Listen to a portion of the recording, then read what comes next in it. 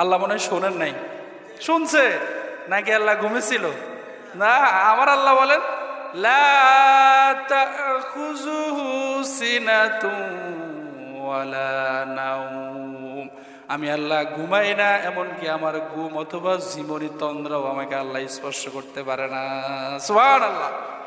যখন হযরতে ইউনূস আলাইহিস সালাম মাছের পেটের মধ্যে থেকে আল্লাহ তাআলাকে স্মরণ করলেন, আল্লাহকে ডাকলেন, তখন আল্লাহ তাআলা বলেন ফাস্তাজাবনা লাহু ওয়া নাজ্জাইনাহু মিনাল গাম্মি ওয়া কাযালিকা নুনজিল মুমিনিন। কার কথা?